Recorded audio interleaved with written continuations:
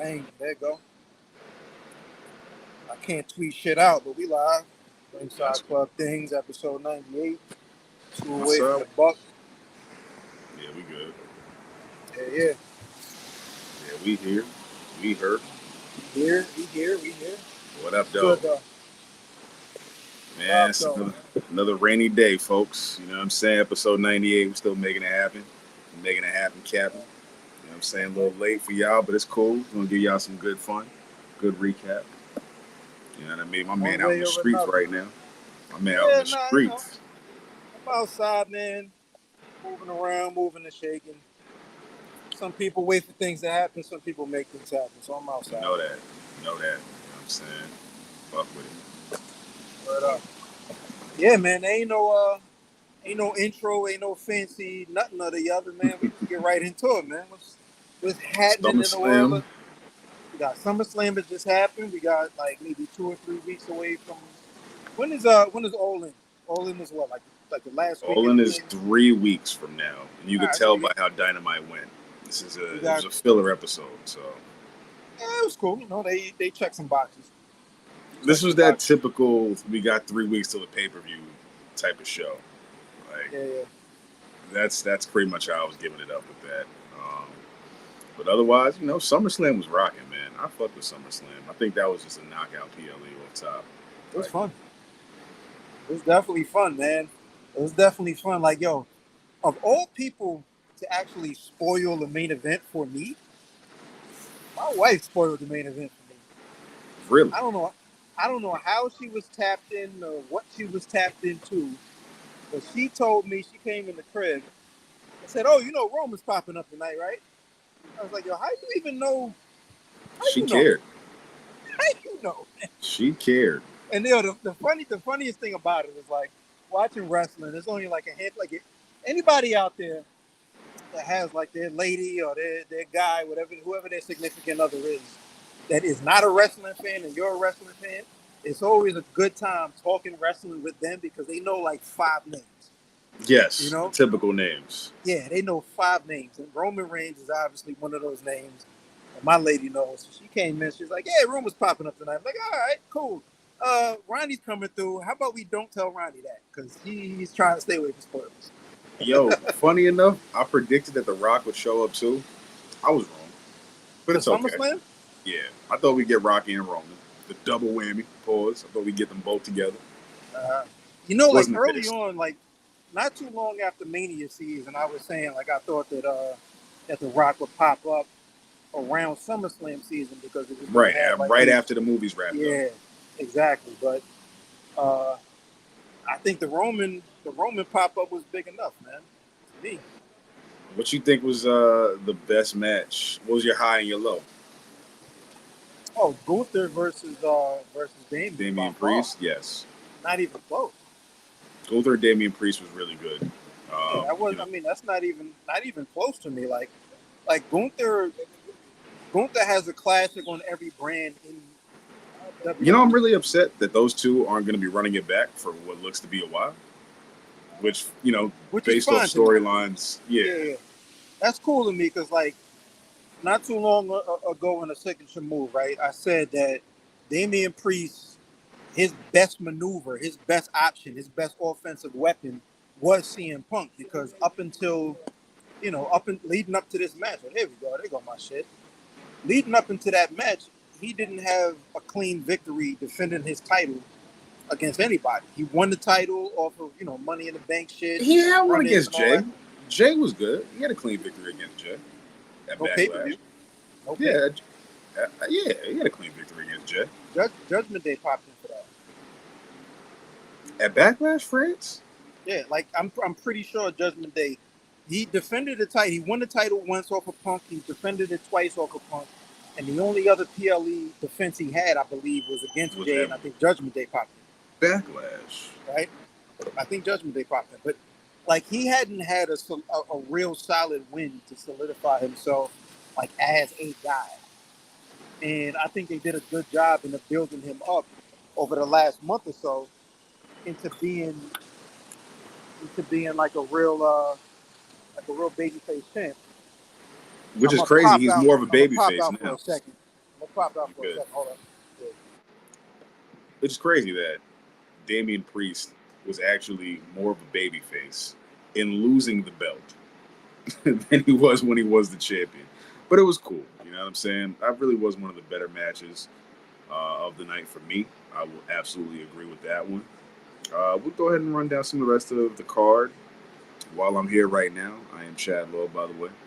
Salute to all of our viewers. Everybody tapping into RSC. It's episode 98. It's going to be a short episode tonight. This ain't going to be too long. I got TNA Impact going on. You see AO's out in motion. But as far as keeping it short, Braun Breaker destroying Sami Zayn with ease. That was quick, man. That was super quick, yo. And I think that was a great way to get Braun over by having him just smoke Sami Zayn that quickly. Like, I mean, I heard that match was supposed to be a little bit longer and they cut it down. Works for me. Absolutely worked for me. They got everything right across with that one. Like, I had no complaints with how short that match was. Braun really did his thing when it came to just, showing out. I thought it was funny, though, that they spent most of the time just showing that Sami could outsmart, Braun, and then it just ended up like, yeah, it didn't work. Like, it was over so quick. Done.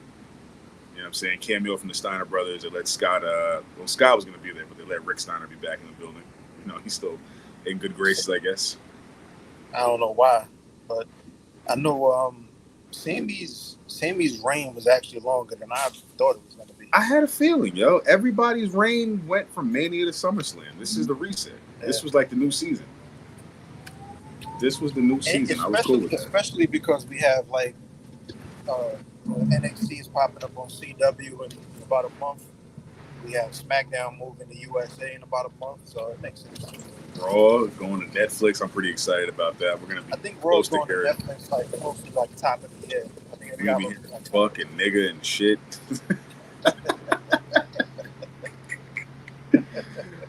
Wait till Xavier Woods drops. Kofi, I'm coming for you, nigga. Yo, but I want to see Booker T on NXT. Booker T comment. That's going to be a doozy. That is going to be a doozy. LA Knight finally gets a win, man. LA Knight's finally a champion. Long overdue. Yeah. He has one of the biggest pops tonight. As we expected. So he had one of the biggest pops tonight. Yes, he did. What do you think happens with Logan from here? I think Logan takes a little hiatus. For a little bit. Yeah, I think he takes a little hiatus. Tweets aside, I think he just takes a little reset right now. Like, I think that's what's best for business. You know what I'm saying? He'll be back for Survivor Series. LA's got a bevy of challenges right now. He can go from Melo, he can go to Baron Corbin, he can go to Apollo Crews.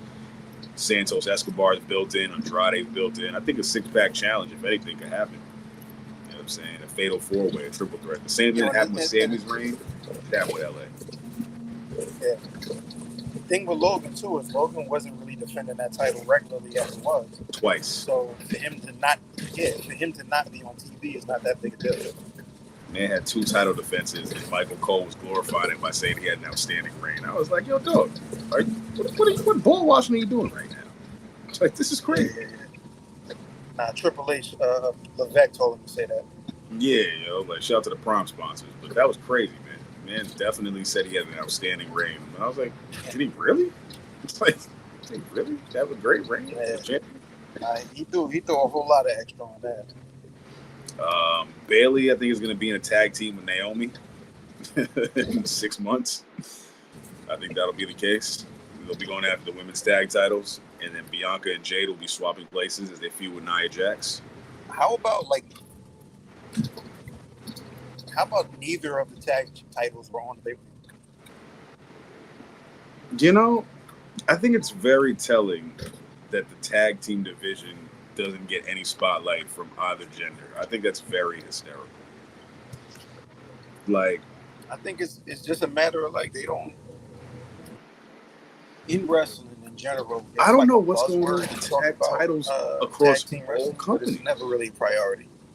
Fam, I don't know what's going on with the tag titles across all companies right now. I think TNA probably got the best tag team division by default. AEW tag titles have disappeared. NXT tag titles, they're kind of doing all right now with Nathan, with Axiom, Nathan Frazier, the Wesley heel turn. I'll get into that in a bit. And then, the Raw and SmackDown, the divisions are just terrible right now. You know what I'm saying? And then, Jacob Fatu with the injury, so you don't know what's going to happen with the Bloodline and the tag titles on SmackDown. Judgment Day got the tag titles again, so it's like we're back in 2023 all over again. It's an interesting choice for the tag team division. You got Awesome Truth, which is surprising me that I feel like the Miz is going to turn on R-Truth any day now. Any day now. Like, it's just waiting to happen. I'm surprised he hasn't. But yeah, that tag division is something else. Like, it's really troublesome. And I'm surprised that the Unholy Alliance, whatever they're fucking called, Alba and Isla, that they actually retained against Bianca and Jade with the help of Blair Davenport with much crickets.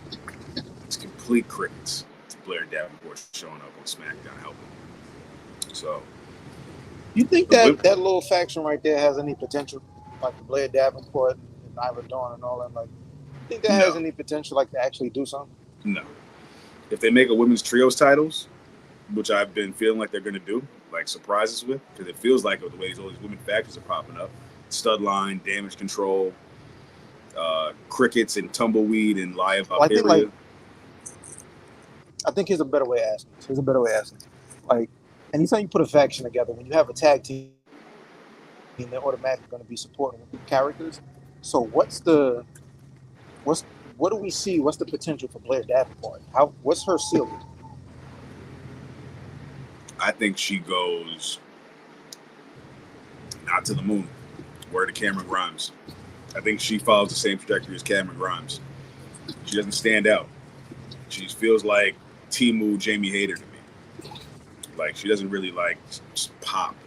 Character, look, wrestling. She already botched a move. She already appeared to crickets. Like, it just doesn't seem like, even with her trying to tangle with Naomi, it's like, dog, Naomi can dog you. Like, what is happening right now? Why did she get called up over quite a few other women in NXT, to be honest? Gigi Dolan could have got called up. Roxanne could have got called up, although she's running the division right now. There's quite a few women in NXT that could have got the call up before Blair Davenport. Blair Davenport, speaking of, what the fuck happened to Fallon Henley? No, not Fallon Henley. Who's the other one? There's the other one that I'm blanking right now. Fallon Henley's still in NXT. There's the other one that I've just lost my mind, her tag team partner, Kiana James. Haven't seen Kiana James in 13 years, and she got called up. And it's just like, this is one of those times where I feel like a lot of these NXT call-ups are going to end up like Odyssey Jones, who had a great appearance on Raw, by the way. You know I heard I saw his name move a little bit this week. He got over in just 5 minutes of cameo time. I mean, he made a big splash. You know what I'm saying? People are rocking with Odyssey Jones right now. Like, I think Odyssey Jones is the name to be people to be watching for. I know we're zigzagging all over the place, y'all, but we're just giving y'all a good rundown of everything that's happened this past week. Y'all seen the websites. Y'all seen everything that's going on. So it's the RSC giving y'all our take. New Day. I hope New Day don't split. Of course, it's going to happen, but I just don't want it to. I think Xavier being singles is not best for business. Bad call. Like, complete bad call if Xavier Woods goes in the singles division as a heel. Yo, you know what? Not good. No, you know what? Like, not even trying to play him. Like, not even trying to play Xavier. But, like, that speed title, I think, is really dope because of how tapped into digital and online Xavier is, and video games specifically. Like, I think, like, if you give him the speed title, because it's on Twitter, but it's an online platform in general, I think he could probably do something kind of fun with that shit. So if Andrade the champion right now, so it's like, you got to get Andrade over. Yeah, but like Andrade isn't tapped in with that audience. Andrade is not tapped in with an online audience. Andrade is a pro wrestler. You know what I'm saying? Like, people that know pro wrestling and know like his heritage and know that he's been third generation star. Xavier Woods is different. Xavier Woods runs like video game tournaments. I agree. You know what I mean? So for that online, video game community, digital community, I think that could be kind of interesting to see what he would do with that shit. I mean, New Day in general, like Kofi isn't as tapped into video games as Xavier is, but he is tapped in. Yo, I just don't want to see Xavier leave his historic faction to join a jobber stable. Like that to me is like just mind blown. But I wouldn't necessarily put him into another stable. Like I put Xavier Woods. If you're gonna split the New Day up, Xavier Woods in that speed division, I think is perfect because of that online community. And then other than that, like Kofi is a guy. I think Xavier is easier to book than Kofi because Kofi's done everything. Like he's had the mid card titles, he's had the tag titles, he's had the world title. Unless you're booking Kofi for another world title run, which really don't see where he fits. It's very hard for me to book Kofi, for me to figure out like what he does. You can put him in a blood feud with who over what. Like Xavier, I think there's a lot more that he hasn't done. So if we do split the New Day up, I think like that speed title in that division makes sense. I can see an intercontinental or US run for Xavier because he hasn't really had that singles run. And don't sleep on the fact that even though Big E is not active, Big E is a commentator. Big E could be a guy that comes down to the ring with either of those guys in the managerial role. I think this is what brings Big E back. Somehow summons him back. Not in the ring, perhaps, but just like actually as an on-air character. But Xavier as a singles reminds me of when they split the Dudley Boys. Like, this is what I feel like would happen when the Dudley Boys split. And Bully Ray, Bubba Ray went singles to Crickets, and Devon put on a Reverend suit and found Batista. And Kofi is Devon because he found Odyssey Jones. And Xavier, and I don't want to see that happen to either of them because it's just like, yo, dog. Maybe a match between the two of them as like a brotherly, friendly thing, I think could be fun. Like, yo, listen, I'm just so angry I want to fight. That's a one-off. I'm so angry I want to fight you right now. And it's like, you know what? Fuck it, fight me. Yeah, but and you see Xavier and Kofi knock fucking each other in. You know what I mean? Just fight. Fuck it. As opposed to splitting.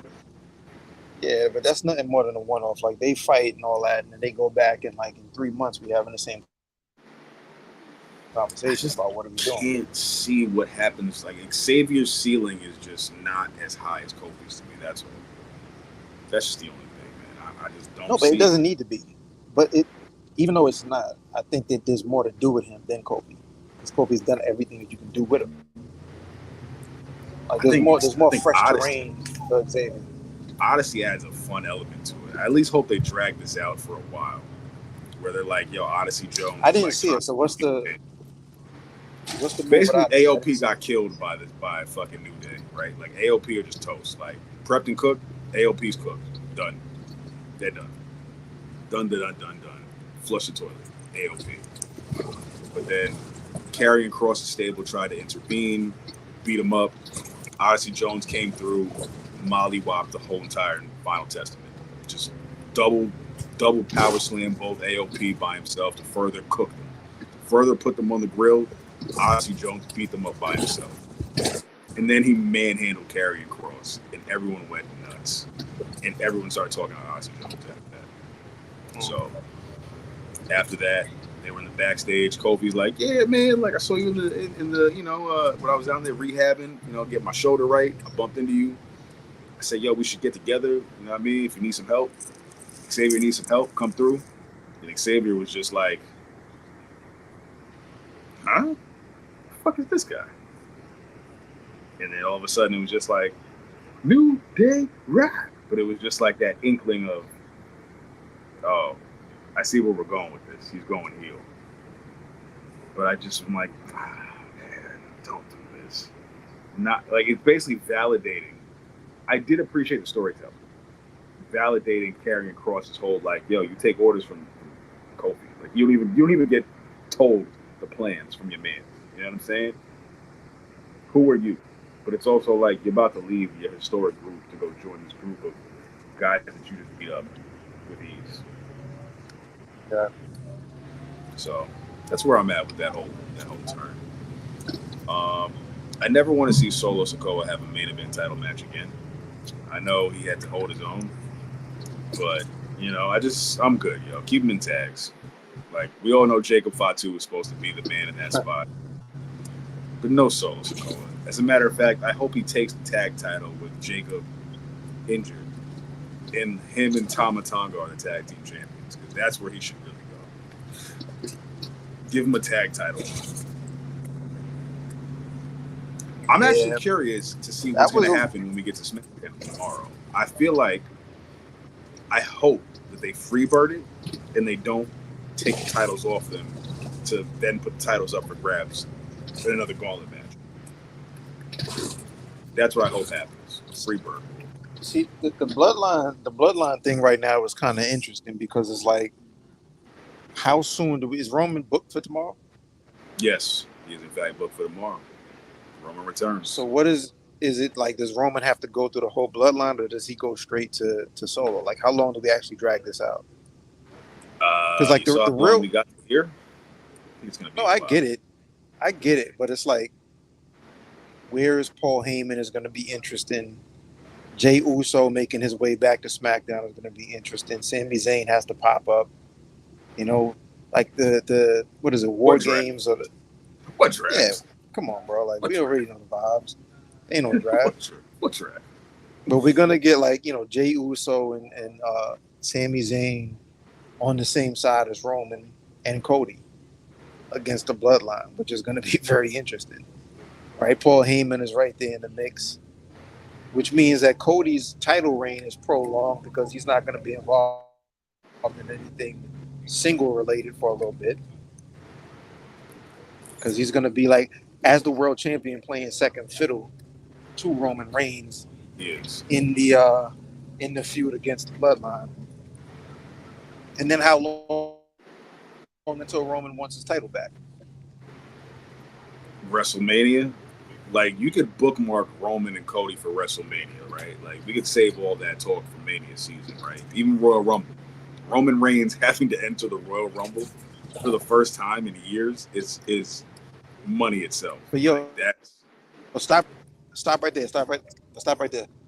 If we're booking WrestleMania, who's the heel and who's the face? Is it face versus face, or do we have a heel-face dynamic with Cody versus Roman? Because it ain't Roman, in my opinion. Roman ain't the heel. He doesn't have to change anything about his behavior, but people are going to get tired of Cody, like I said they were like 2 years ago. I don't see it, man. Cody's John Cena right now. You're John Cena 2024, man. I just don't see people getting tired of Cody, yo. You got the kids, man. He got the kids, yo. But like, with Cody, is it more of a demographic face versus face? But this demo, like Punk versus Cena, where the older demo would kind of root for Punk and the younger demo would root for Cena. Spot on. I'd even go Cena, Shawn Michaels, WrestleMania 23. There was no heel. I was fucking with Shawn Michaels. I was like, yo, I hope Michaels wins the title. And that was the last time I watched WrestleMania, and then I fell off. When he didn't win, I was like, all right, I'm done. I'm done. This is gonna be Cena Nation. So like, that's interesting. So like, you were rooting for. I was rooting for Shawn Michaels to win because I was just sick of Super Cena. So you were more like in the minority. Yeah, you probably. Yeah. Oh, it was already. I wasn't watching live, so I don't even know. Oh no. Cena was. It was the majority. It was already like Cena sucks era. Like it was already prime. Like too much Cena. Like how Roman was at that 15, 16 era is where Cena was at that time period. So like it was that type of vibe. Got it. Like, oh, this guy again. So we'll jump back to present time. Yeah, but no need for Paul Heyman. We don't need Paul Heyman. But I think it's a little. Yeah, I think. But he's gonna pop up. He's loyal to Roman. Even if like we Roman's get like Paul Heyman payoff, but that's what I'm saying. Like we'll get the payoff that we're like, Paul Heyman is gonna pledge his loyalty to Roman. Roman's like, yo, bro, I don't need you. So we'll get him. We'll get him back. He might not pop up regularly with anybody, but we'll get him back for a couple weeks. I think Heyman is going to be the wise man that brings Cody and Roman together. I think that's what he'll do because we don't need Heyman right now. Roman's got shit under control. He's knocking shit out. But like, why would I don't know, like. Because what else is the need for Heyman? Because if anything, you would think that Heyman would have came out at SummerSlam and been like, get him, Roman. But it's like, you didn't get that shit. So I think Heyman is going to be not the necessarily bridge. because like Paul Heyman is also still nursing the injury from the attack. Like Fatu came off the top rope through a table. You know what I mean? He ain't no athlete. I just think Heyman is the bridge between Cody and Roman, putting them together for officially Yeah, first. yeah, I can see that. Like you play on the heritage of both. I was around your The father. wise I man. was around your father. Yeah, I was around both of your fathers. I know what's best. This is a bigger threat. Yeah, I got to put differences aside. Blah blah blah. 100%. I think that's what comes together. But I feel like, and I was talking to the homies about this. I'm saying one of the homies about this in a chat recently, and I said until obviously SmackDown's coming up, so we'll know more. But I think Cody and KO for Berlin. Hot take. If we don't go Cody and Bloodline shit. Cody and KO for Berlin. Why? Okay, so KO has been just interchangeable every time he shows up, if not messing with the Bloodline. So I think Cody on SmackDown rewards KO for his loyalty by giving him a title shot because Cody's that noble. Sounds crazy. I got pushback for it, but if Randy is going to Raw to fight Gunther, which is going to be a banger, I thought we were going to get Randy and Cody, or at least start the cracks of that, or get a 6-man at Berlin, Randy, Cody, and KO again, running back against the Bloodline again, in some type of super gimmick match again. But that's not happening. So what does KO do, and what does Cody do? Are we getting Cody solo again? I hope not. Jacob Fatu's injured.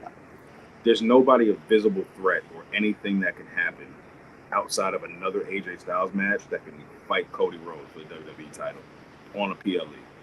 It's got to be Kevin Owens. I'm probably going to be wrong, but babyface, thank you for helping me. Here's a title shot. Let's just duke it out, man. Gives KO something to do, and it gives Cody something to have a quality match again. That's I think as far as Orton goes, Orton and Cody, I think that's a not only do we still have time, but I think that's a big match, I think, for WWE. I agree. So I think like they wait for a big stage and they probably do like a full program for that. Because the whole thing, like we've been seeing, little hints here and there where, they're having a conversation and he's like, Orton isn't known to pledge loyalty to anybody, but he's overdoing it. Or you can kind of catch him looking at the title a little too long while it's on Cody's shoulder. Right. So, like, I think, like, because of the history with, what was the name? Pedigree? What was the name of their faction? Not Pedigree. Legacy. Heritage. Instead of Pedigree. Legacy. Pedigree. One of them motherfuckers. Legacy. Or the Ted DiBiase Jr. Wherever he at. Because of that, and because of the fact that, like, yeah, Johnny Cochran Jr., Selena and Barnes and all that. I mean,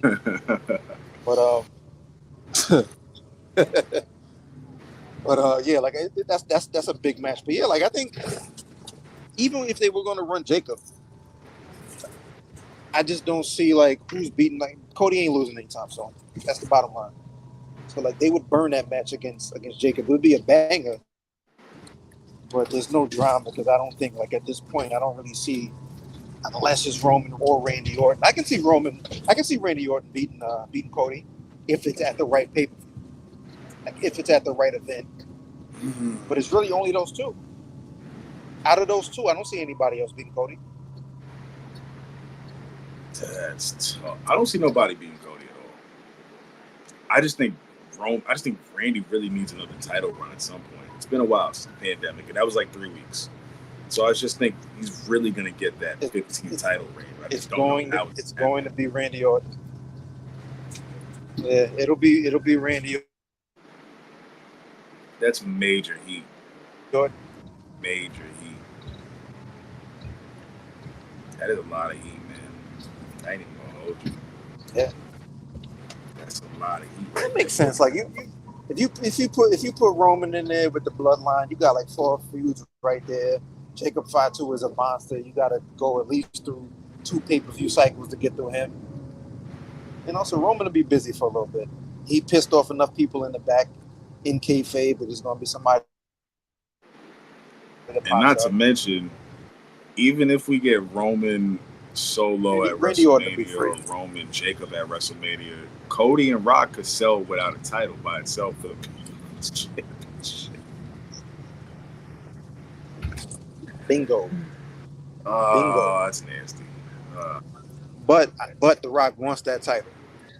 But the Rock wants that little show off on Raw.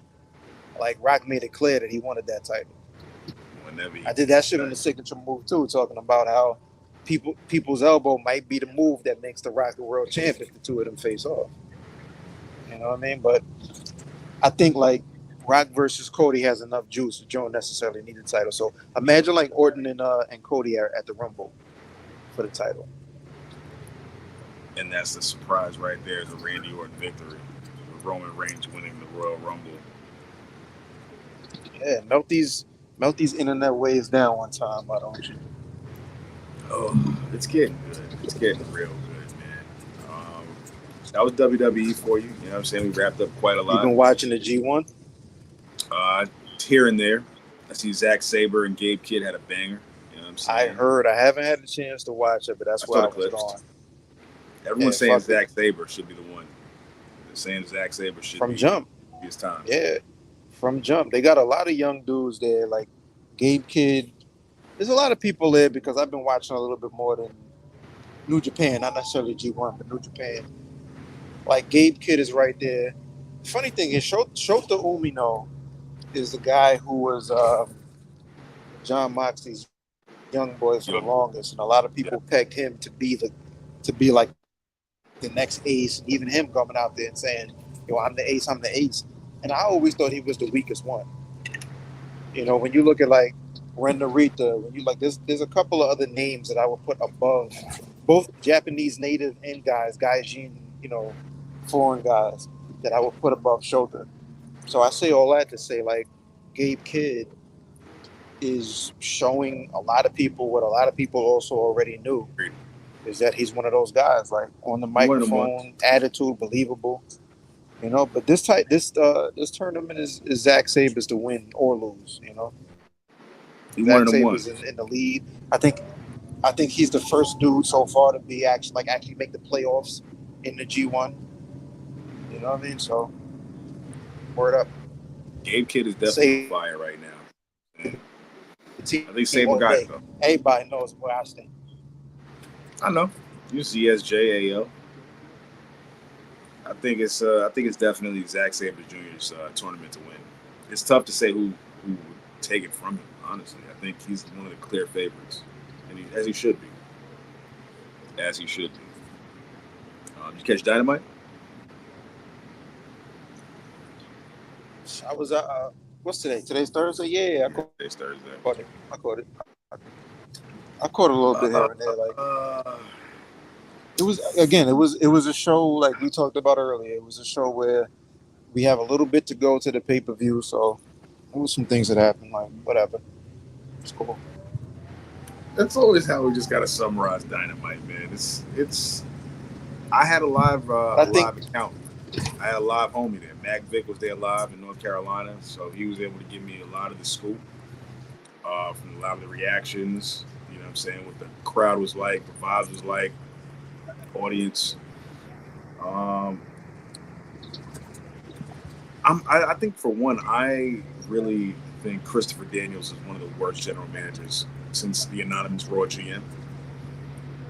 Definitely. You know what I'm saying? I don't think anything Christopher Daniels does GM wise is anything. It's like, yo, dog, you are just terrible.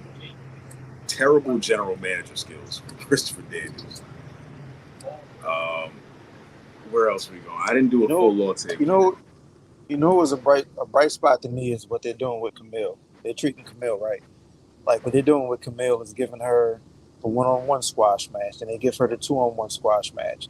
At some point, they'll give her like competition from or like competition from Ring of Honor, where somebody who has a couple of wins that you've seen but isn't like really a threat, and they're gonna move her up and move her up and move her up to where this is Diesel Shawn Michaels. This is 94 Diesel Shawn Michaels. You know what I mean? Like, Camille's, this is classic. You know what was a good highlight for me? Shibata and Brian Keith. That was a highlight for me. And then Hook came back, and then I just said, "Oh, never mind." I was actually surprised that Hook came back as early as he did. I thought they'd have him out a little bit longer. He's stuck in the Jericho verse. It's tough. It's real tough, man. Real tough. Do you think it's Hook that beats Jericho for the FTW title, or is it like somewhere else? Might as well be. It might as well. It's like y'all tethered together. You might as well get the title back. Ain't nobody else claiming that belt but Hook. Jericho's had the belt like 100-something days now, which is crazy to think about. Belt's not even sanctioned. You know what I'm saying? According to Mac Vick, Kyle Fletcher needs to do a better job of being remembered. People did not really know who Kyle Fletcher was in physical attendance. I don't know how, you know what I mean? So this goes to like it's the AEW audience. They just know if you know, you know. And it's just like, it's a lot of just people who just show up to go to a wrestling show. Like, they just want to go see wrestling. And they don't really know Kyle Fletcher, but they know MJF. But who's this blonde kid? You know what I'm saying? So I think he did show out, but I just think MJF honestly took too long to beat Kyle Fletcher. He's a world champion, a former world champion. He's a multiple-time champion. He's a standard, the gold standard of AEW. Kyle Fletcher never wins matches. So I just think, like, while it was cool that he gave Fletcher the time to shine, I'm just like, yo, dog, this match was way too long. Like, way too long. Think about it from this point, though. People said that for Will Ospreay after he debuted and he had the match one-on-one with Kyle Fletcher. People are saying that now about this match with Kyle Fletcher. Why? Like, I think Kyle Fletcher's role is that he isn't a guaranteed win, but he's a tough loss. Like, he's a tough win for the person that wins. I think that's his role right now. Because, again, like, let's not forget that Kyle Fletcher is like 23, 25, something like that.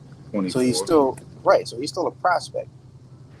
So I think, like, the selling point for Kyle Fletcher is here's this guy that world champions have a hard time beating. They'll beat him because he's not ready to actually take that mantle yet. But he's one of those ones that you should be paying attention to, because look at how difficult it is for former world champions from this company or other companies to actually beat. I think that's his role right there. That's fair. I really just hate the Don. Like, I just hate it. I just hate when Don Cal anytime. Roosh ate a pinfall, and now it's going to start a saga of losers feuding with each other. I was like, I didn't understand Roosh taking that pin, though. Dog, because Beast Mortos is mad over, so they're not going to let him take a pinfall again. That's why. Roosh is, like, still crickets. So it's like Beast Mortos, greater sign Roosh. I don't get it. Nah, you got to watch Collision. Beast Mortos is over in Texas. Loves this guy. Not that I don't get. I get that part. I just don't get how Roosh isn't over, because Roosh has been over everywhere that he's been.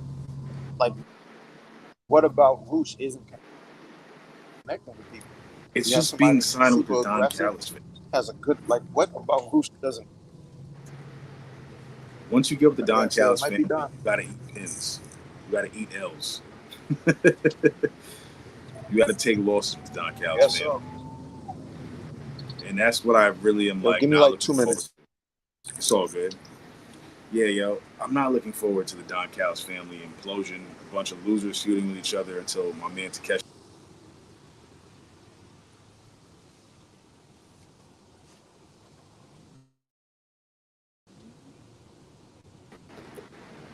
You know what I'm saying? You see Takeshi smoking shit in the G1, and then he comes back, and it's just like, so you guys are just losing all the time? Oh, all right, bet. That's what we doing? Copy. So I think it's going to happen. So it's going to be really interesting to see what happens. Swerve's got to not get a microphone ever again. I'm tired of Swerve promos. Like, just absolutely tired of Swerve promos. The way that ending came about when he came out and just toyed with Bryan Danielson. I'm just like, I can't wait for Danielson to take the mic and dog walk Swerve. Swerve promos are never it for me. And last night really grinded my gears. like really grinded my gears. Like I was like, you might as well hand the title over to Danielson because Wembley's right around the corner. So Do you think there's a world where Swerve walks out of Wembley still champ, or is it like if you're betting it's right still a now, shot. is it 100%? Like, what do you think? It's like 100 to 0, No, 90-10, 80-20. What do you think? it's 50-50. Only because Bryan Danielson is so selfless. Like he'll be like, no, it's fine. I'll totally take a loss and retire. I have no problem. Like, I could, I can see Bryan Danielson really being the guy that says, nah, I really don't want a world title reign Yes, whatsoever in right. AEW. But what that does wonders for Swerve. If Swerve goes into Wembley and beats Bryan Danielson, when, regardless of this conversation, 90% of the people in that building are going to be expecting that Bryan Danielson wins that title. If Swerve comes in and walks out with the title, that's huge for him. But you know how this goes. When you put those career matches on the line, the career versus title, like most of the time, you know how this goes. No, They're not giving their 1,000%. career But I'm away. saying, like, Bryan Danielson could definitely be that exception, though, as far as a guy that says, nah, like, I don't want it. And think about it. Like, I think Bryan Danielson, like, from what I read here and there, like, Bryan, even though he's not going to be wrestling, wants to stick around in AEW in different roles. So it's in his best interest, if he's moving into a position of, like, really just making decisions, for him to want a really, really credible world champ that's fresh, that we haven't seen. I What agree. better way to make to make Swerve than to have him walk into the biggest show that you're gonna do this year, beat the guy that everybody expects to win? Like, that should be fire. It'll be It's different. just it's just too many loopholes because you got the Casino Battle Royal that anyone can win. Mox can that, and then you got Moxley Danielson again for the world title. Grand Slam. Mox is in that role. Mox is in the casino. No, I think it'll be a surprise though. I think him and Michael Oku will probably be a surprise, bigger surprise. Yeah, I heard Oku was making moves that Yeah. weekend. And then you got Darby Allin, who's supposed to be having a title shot guaranteed at Arthur Ashe. So Danielson, Darby for the first time ever. That alone is going to have people hyped. But then he might be TNT champion by then, so I don't know. Speaking of, the TNT title, the Continental Breakfast title, and tag titles have just gone completely missing in action. Just ghost, gone. We've got a TNT title match, a tag title match presumably happening at Wembley, and then you've got Okada versus Claudio for anyone that even knew to pay attention to that. Like, huh? Where the fuck did that come from? I'm ready for the belts to come off the Elite and to get back to normalcy. Like, if there's gonna be so many belts, let's just showcase them now. Like, please. That's my thing. I just want to actually see the belts get defended and put on television again. Mm-hmm. Okada's had the belt and had 2 defenses. This is heinous, man. Jack Perry hasn't defended the belt at all, if I'm not mistaken. Like, I get this is falling in line with the storyline of the Elite and the powers that be, but like, this is a lot, man. This is just too much for me, bro. Put the titles back on people that are actually gonna be where all the Elite wrestle. The best wrestle, can I just get my titles with the people that wrestle the best? That's all. Yo, maybe I missed, but is Okada and Claudio all in match? Yes. They're having a confrontation, stare down, showdown on Collision, I believe, or Rampage. But other than that, you know the end result of that one. It's just a test of strengths. We're not getting Hangman and Okada. We're actually getting Hangman and Jeff Jarrett. Yeah, I saw the confrontation book, but I did. We're in fact getting Hangman That's and interesting. Jeff Jarrett instead, which isn't bad. I'm not mad at that. Jeff Jarrett needs a big showing, and he's a babyface now, so this is so strange to watch. But this is pretty much babyface Jeff Jarrett is like one of the biggest mind fucks, because like my entire life, Jeff Jarrett's been a heel. Fam, all of Team TNA is a babyface right now, and it's just fucking me up because they weren't babyfaces the entire time they've been in TNA. I said TNA, the time they've been in AEW. So yeah. But I think this is because, and I read through the grapevine that because Jeff Jarrett got them Wembley that weekend, this is the favor of getting him the match by putting him on hierarchy for the card. Because Taylor I Swift's didn't also know doing that. Wembley. Taylor Swift's doing Wembley as well. So Yeah, I heard about that. because she babysat for Jeff Jarrett back in TNA days, he pulled strings to make sure that Wembley could happen for All In that same weekend. So this is Tony Khan tipping his hat to Jeff Jarrett and saying like, "Yo, I'm putting you in some hierarchy on the card and giving you a singles match with Hangman." So, My man is the number one hustler, bro. yo, I ain't mad at it. I was like, that should Number be a one cool hustler. match.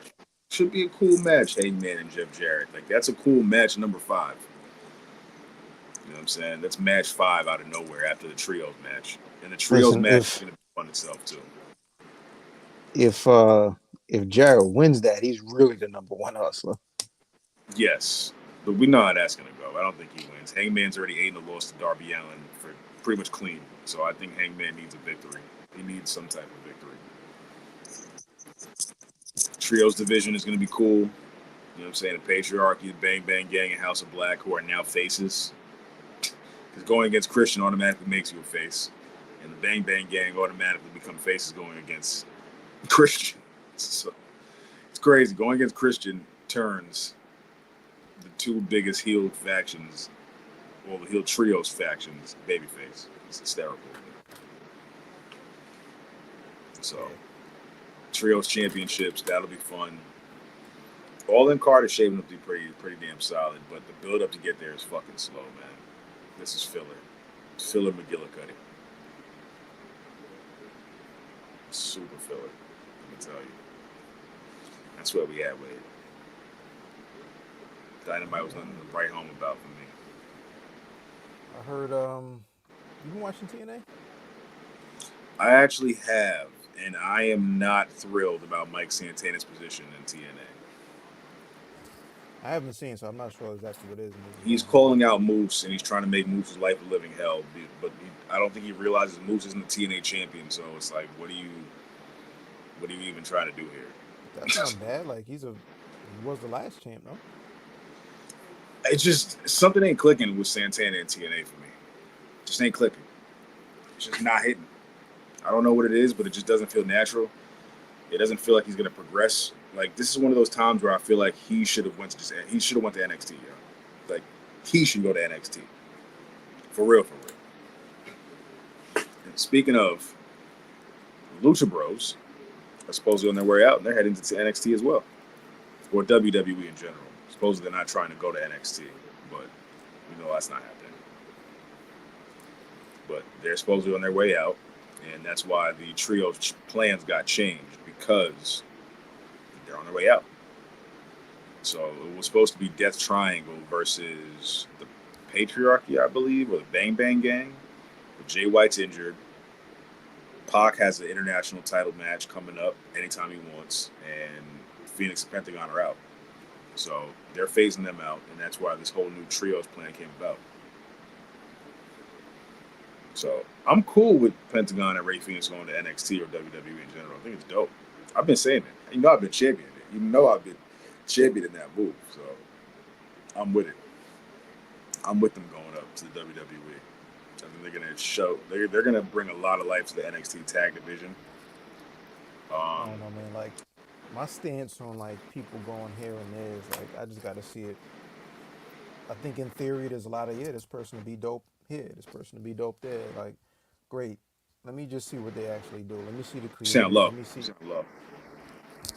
Yeah, you Sound hear me? hella low. Nah, I hear you. Yep. Yeah. Yeah. What I was saying is like I just think in general, all of that, this person to be dope over here, this person to be dope over there, and when they go to this federation, that'll be dope. I don't give a shit about none of that shit because like let me see it first. So yeah, in theory, Penna and Ray Phoenix would be dope if they do dope things in fucking New Japan. They'd be dope if they do dope things in TNA. They'd be dope if they do dope things on SmackDown. Let me see dope things. Like I don't care who jumps where. Like the excitement from somebody jumping from one federation to the next means shit to me. It means nothing to me anymore. It's more exciting when they go to the E. It's It's not really the other not. way around anymore. For me, it's not. I don't It's care not who the other way goes. around anymore. I don't care who goes where. Doesn't mean a thing to me. Like it means nothing. Ethan Like Page went from bottom of AEW to the NXT World Champion. cool, but you know why? It wasn't because he left. It was because they decided to do something dope with him. So let me see when whoever leaves and jumps to whatever federation, be it Phoenix and Penta leaving AEW and going over to WWE. Let's see something dope first. And then I'll get excited once they're there for like 3 months and I see that there's an actual commitment and we're booking and we have I actually think they'll have ideas. way more time to shine in NXT, to be honest. I Like, have no reason to believe anything about anything until I see that shit. you know what I'm saying? Supposedly Ricky Starks is on the eye. They're eyeing Ricky Starks as well, Great. Let me see Ricky Starks do something dope before I which is get excited crazy. about We Ricky ain't Starks seen doing Ricky something dope. Starks in mad long, yo. I don't know what's going on, man. I miss Ricky Starks. Yo. We ain't seen Ricky Starks. We ain't seen Wardlow. We ain't seen Miro. There's a lot of people in the AEW roster that I'm just like, what's going on? Like, why do we have so much Darby Allin title shots, but we can't get Miro, Ricky Starks, and Wardlow anywhere in the vicinity? You know what I'm saying? This is some of the things that just Like have I me don't like, know, man. Like I think people get so caught in the like, all right, I didn't see this person for a while. This person would be dope, and so then you fam, see but them. it's just like, it's why? Why do we have so much Darby Allin and no Ricky Starks? Listen, No Miro, the thing with no Wardlow. AEW, the thing with AEW is that there are a million people signed there. So at some point with 5 hours of television, that where 3 hours of that TV, some people are just too cool to watch, so then they try to play it. With 2 hours of television that the cool people happen to watch, then they're going to talk shit about how this person isn't here, this person isn't there. There's not that much time for people to actually do shit. That's the bottom line. There are too many people signed to that company for 2 hours of television that some people are going to watch. And even in reality, 5 hours of television that people are actually going to watch. Then you have things that go on that we don't know about. And I tend to just mind my fucking business. I hear some things about Ricky Starks. I hear some things about Miro. It's none of my fucking business. So that's like that happens to also be my stance. Is like I don't know what the real is and what the real isn't. All I know is I care about what happens between 8 and 10 because like this person bouncing to this company and shit does not mean that they're all of a sudden a priority and they're gonna be booked. A lot of times people leave this company and go to that company and they expose and you really weren't that dope in the first place. The fuck are we talking about? It ain't even politics when it comes to the names I just mentioned. It's more so like I actually just genuinely want to see them, though. Like I No, no, genuinely no, want to see Ricky Starks and Miro. Like I miss no, Miro yo. on television. But for example, right? For example, Andrade is one of those names that has always popped up. Why aren't isn't this person doing? And then he jumps. And then it's like, oh, he's here, and this is going to be the game changer. And then 3 months I don't think later, niggas really said game changer with Andrade. fam, people Niggas said didn't that say about him. People said that Andrade. about Miro. People said that about Andrade because of the talent level and the potential that is actually there.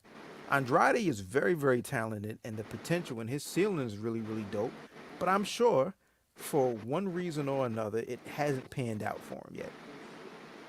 Right? So when he left what around 2020, 2021, something like that, he left WWE and everybody's like, all right, AEW is going to be the spot, going to be the place where now we get to see what Andrade can really, really do. And he He was pops up stuck in the Codyverse for a while.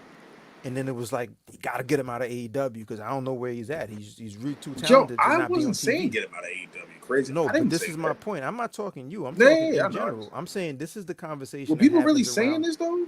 This is I the think it was conversation. Andrade. I think it was Andrade who was stirring it up. I feel like people were actually like, yo, just more Andrade. Not get No, him out of AEW. no, Just this more is Andrade. but this is my point though. Because he It's smoked the like, C2. yeah, and then no, but there were people saying like he's not being used correctly. And then he leaves and he goes over back to WWE. And what is he doing now? He's doing things that people are going to play the speed division title. People are going to play that he's, in five They're having minute a best segments of on Smack. seven. They're having a best of seven with Melo right now on SmackDown every week. So my point is this: whether it be Miro, whether it be Andrade, whether it be Ricky Starks, whether it be Penna and Phoenix, I'm not in the business of getting excited about shit until I see something to be excited about. I don't care where any of these people go. Like I'm a big fan of Penna and I'm a big fan of Phoenix, and I said that the two of them should be having solo runs because both of them could really do something dope. Agreed. But Oh well, if it doesn't happen, I got shit to do. Show me something. I like the jump, man. I like the surprise factor of this shit. I That's don't all. care about it anymore. I think the jump has been played out. The jump was really dope back in Raw versus Nitro. The jump was really dope when AEW first launched because it was like you couldn't for 20 years if somebody left the WWE unless you were really tapped in, you just didn't see that person anymore. And now that's not the case. So now it's like it's not just the excitement about this person is on a different channel anymore for me. Now it's you have to do something and show me something, You know what and it is for me part though? of that is convincing the people that actually make the decisions to buy into you before they try to convince me to buy into you. NXT has such a hole in the main event scene right now that everybody I just named, minus Miro, could go to NXT and smoke shit. Like Yo, they'd fill the void. but how is this not exactly what I said about NXT for mad long, right? NXT was black and gold that everybody fell in love with. And then all of a sudden they go into NXT 2.0 where it's just developmental. Now it's let's sign everybody that leaves from wherever the fuck and put them in NXT and make NXT dope.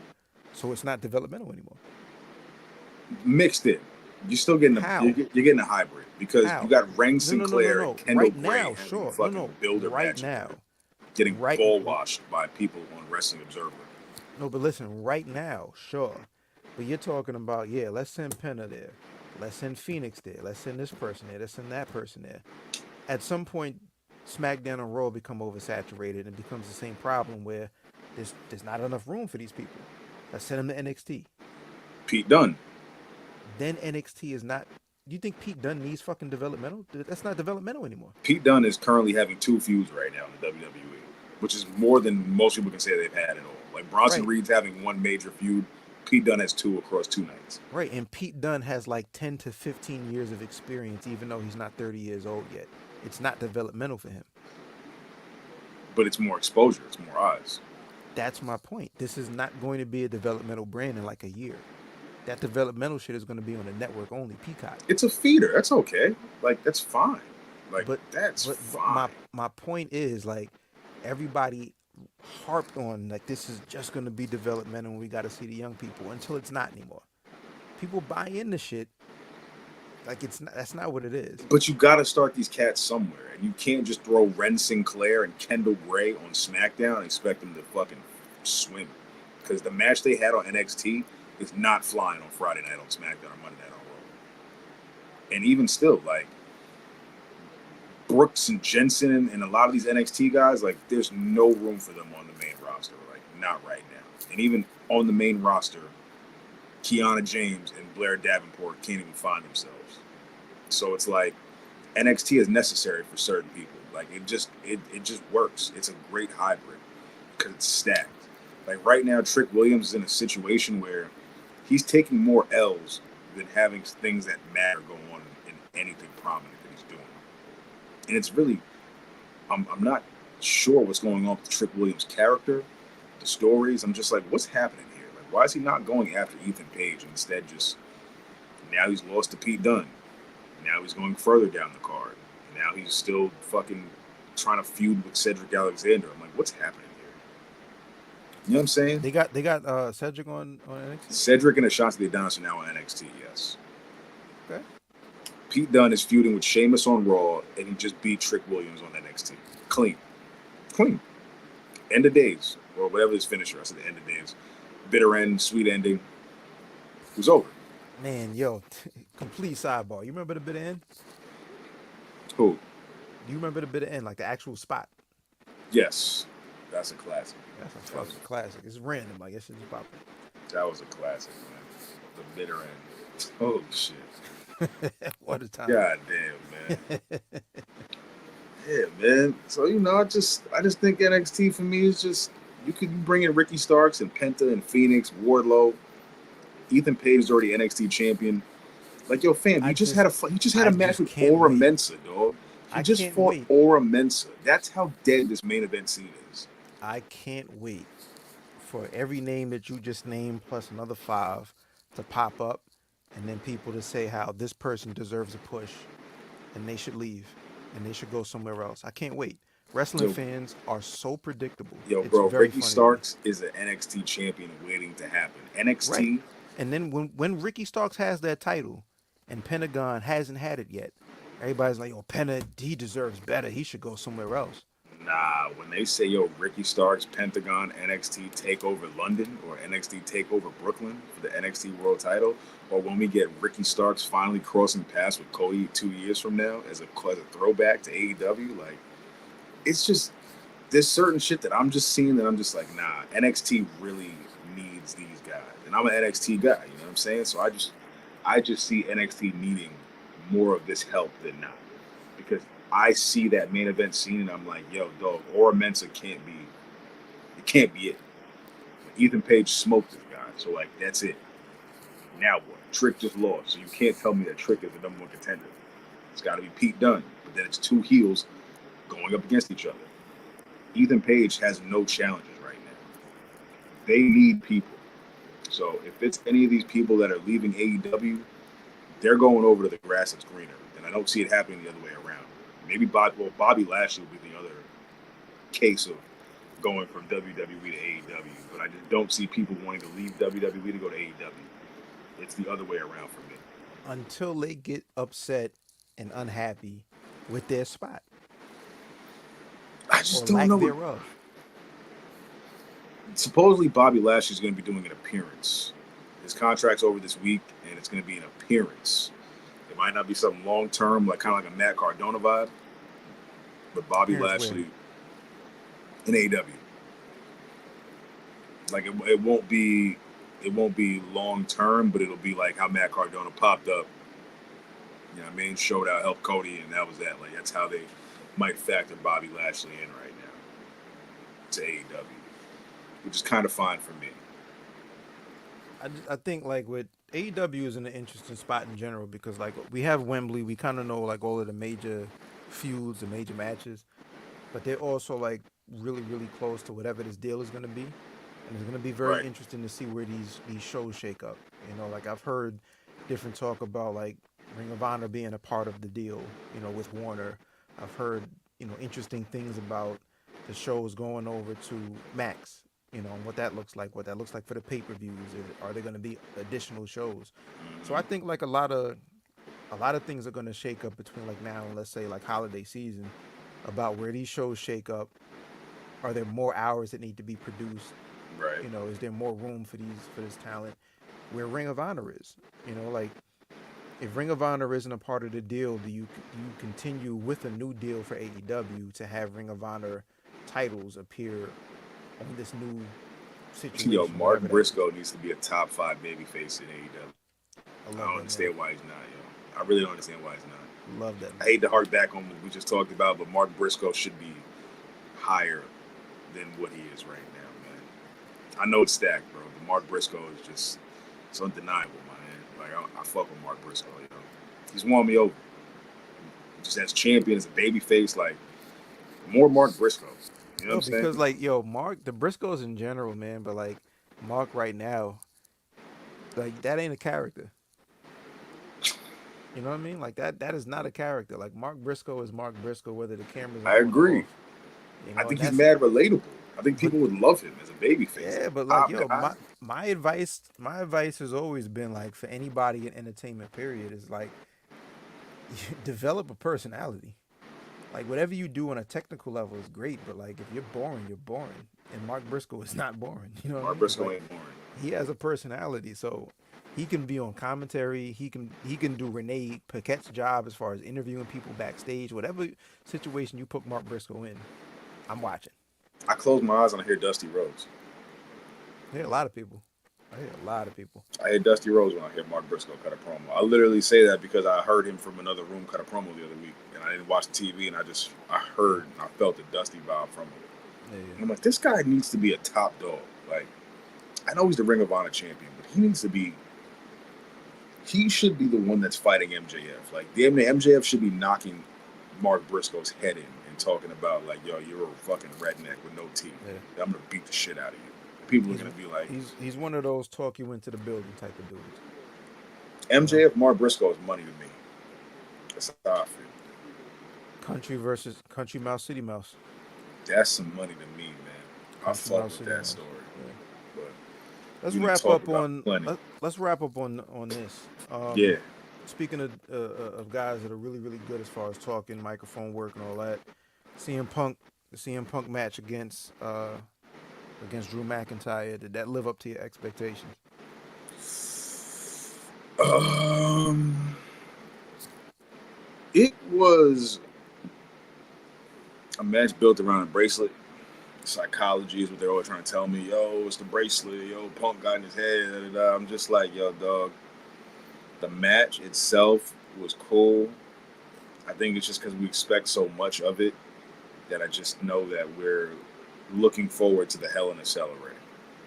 Like, I think because we're all expecting so much more of the matches, like a ladder match for a bracelet on the pole, Hell in a Cell.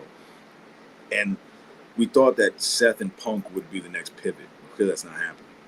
So I think it was just so much emphasis on Seth that people thought that we would get the next phase, which is Punk and Seth. Then we pivot to Drew and Seth, or we pivot to a three-way, but that's not happening because now we're pivoting to Bronson and Seth, and now we're gonna have Drew and Punk still going at it. But how are you gonna outdo every match until you get to Bad Blood for Hell in a Cell in October? You know what I'm saying? Which technically, this next one should be Punk winning at Berlin. I don't know if it's a gimmick match or not, and then you get the rubber match at Bad Blood because there's no pay-per-view in September. So the match itself, though, was cool. Like, it was okay. Like, it was just a lot of emphasis on Seth. Seth and the bracelet just took too much out of me. That was all. Like, I'm ready for them to just have a one-on-one slobber knocker. I hate you, and I'm gonna punch the shit out of you and kill you. No gimmicks, no bracelets. Let's just fight. That's what I want. So that was it for me. What you think? I think like this match would have been that I was looking for the blood feud match because of the way that they've been going back and forth on TV, where they've been going back and forth on social. I think the bracelet and all that would have been an interesting development if that happened after the blood feud. You know what I mean? Let me get that one on one, and then on the Bash of Berlin or whatever, wherever we do, Guest referee. I feel you. then let's get into that. Like I was just waiting. I just want to see these guys punch each other in the mouth for 20 Too much minutes. emphasis on Seth, man. Too much emphasis on Seth and the bracelet. And like I wasn't even mad at Seth. I wasn't even mad at Seth. Like Seth, I thought was really really dope. Sidebar, yo, Peacock should really run that, or even if it's just like WWE on YouTube or Twitter or whatever y'all agreements are and y'all paperwork looks like, run that ref cam as an option for me to just watch, cause that's cool. The I ref thought that was can. cool. Yeah, give me that ref cam Like with also with the option of like regular commentary or ref commentary, cause like I don't want to watch the ref cam and hear the ref calling spots out and timing and shit like that. yeah, So yeah, let yeah. me hear Michael Cole and whoever, but with the ref cam. It's like a body cam type shit. Dog, that was so fire. That was so fire. That's innovative. Yeah, It's it's, pretty it's fucking it's cool. innovative. It's one of them things like I was surprised. Like, how did y'all just get to that idea? Like, I thought that would have been something. So anyway, but yeah, like I thought, like just the tone of the match, coming out of such real hatred, needed to be a little bit more serious for me. Like Agreed. let's put the humor to the side. Do that for segments or do that for like a follow up match and bracelets and blah blah blah. I just wanted these guys to come out like 3 stages of hell, Triple H, Stone Cold, and just like try to kill each other. Triple H, Mankind. I feel you like 2000s energy of like, yo, Yeah, I'm gonna kill this guy. because up until that point, that was the energy. It was 2000s energy to me. Like to where like and with I thought Seth's involvement was really really smart because if you play it right, because he hates both of them, like who does he actually hate more? Who gets under his skin first? Like there's He a did couple screw of, himself though.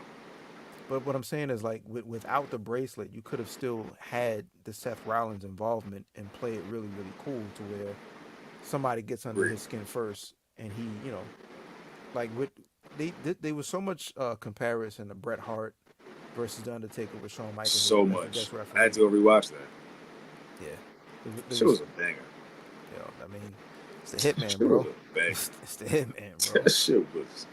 That was, and again, the illest thing to me is like that was Shawn Michaels right after his first world title run.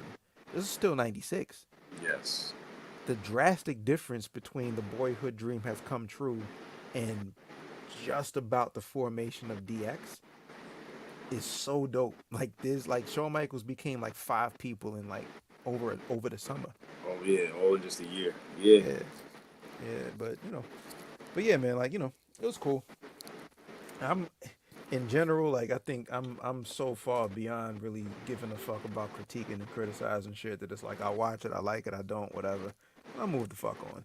There was some things that were dope, but match of the night, bro. Gunther and Damian Priest beat the shit out of each other, and Damian Priest like really showed me something. So SummerSlam in general was dope. But yeah, that's I 98. think we're at 98, depending on when we record 99, because we got 100 coming up. I think our next thing, episode 99, we should do a throwback episode because I've been going down memory lane. So we've got a lot of filler until Berlin and Wembley. So episode 99 could definitely be a good throwback episode. I'll tell you what I actually have been watching. Oh my God, Hulk Hogan coming to WCW. What rabbit hole? Oh, with the ticker tape parade. Yo, son, I just watched Stunning Steve Austin versus Ricky the Dragon Steamboat for the United States Championship for the first time, and my mind was blown. That match was outstanding. Bash at the 1994. That match was ridiculous. That match Wait, was say that so again. good. Stunning Steve, Ricky. Oh, nah, you're right. You're right. They had Yo, a few. dog. They had a few. I was today years old when I learned of that shit. I was like, yo, this match is fucking fire. Like, How much of Steve Austin in WCW have you seen? glimpses. Like, just So glimpses. the interesting thing is, and like even when he came into WWE as the ringmaster, and really up until the injury, it was the Steve, his movement and the way that he would sell and take a body slam or a back body drop or attacking the mat really. Like Steve Austin was so underrated as an actual bell to bell worker Yo, because people just don't know like how nice he the was. stun gun. 100%. As a finisher, it was fire. As a finisher, it was fire. So the illest thing is like you can take like 92 to 93, 94, 95 Steve Austin, right? And plug him in right now with whomever you think is like peak New Japan. Not even right now New Zack Japan. Sabre Jr. Not even when Kenny Omega was over there having his matches with Okada. You can plug Austin into that world and he still work, right?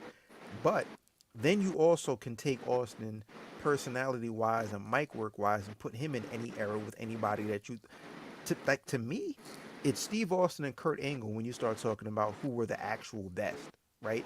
But then when you add sales and numbers and box office and merchandise on top, then you get to greatest, right? Steve can check all of the boxes for best, just not at Yeah. the same time because of injuries and booking. But then he can check all of the boxes for greatest because whose numbers was really like we talking top era of wrestling, his numbers is on top. I had to do my research and check the science because, his walk in '02 to the bullshit he did in '03. It's like, yo, why is his career so short? But then I have to go back and look, and I'm like, oh, nah. Dog, He had a run. dog, like amazing. Hollywood Blondes with him and Pillman was fire. They were feuding with like Yo, fam, Arn Anderson. Vader and Boss Man had a match that was so good that I was like, why do I like this Vader and Boss Man match so I'll give you much? one. I'll give you one. New Japan World, Vader and Bam Bam Bigelow against Ron Simmons and Butch Reed as Doom. Like Vader and Bam Bam Bigelow as a tag team had a little run That was Vader and Bam Bam Bigelow versus the Steiners. This is what I mean by we going to do 99 as a throwback episode to actual 99. Like, yeah, big throwback episode vibes because I've been going down a crazy rabbit hole to some throwbacks. So Son, run matches like there's some shit that I haven't seen. Shit, but just run like throw a list together of like, yo, have you seen this? And I put a list together like, nigga, have you seen this? Because there's some really really good like. I sat through the Invasion this past weekend on some random shit. And I was like, why are Test and Kane having a banger? What is happening right now? Jeff Hardy and RVD were beating each other up and having amazing matches. And I remember that era. Because I was what I saw make the rounds on X this week was a Jeff Jarrett versus Shawn Michaels from '95 match. Oh, I seen motherfuckers going crazy for that one. Yeah. Like this is like pre-world title Shawn. This is Intercontinental. I'm growing my hair out, just figuring out how a babyface works. Yeah, got the mullet going on. Yeah, he just started growing the mullet out a little bit. You know. Yeah, throwback episode is going down. Episode 99 of the RSC. This is episode 98 though. There's some fire. Appreciate y'all. Yeah, man. Good shit. It's all love, man. With that being said, for the good Sir Chad Law, for the good Sir Blaine Boogie, my name is A.O. Baker. This is episode number 98. And we are in the books out. with it. Peace.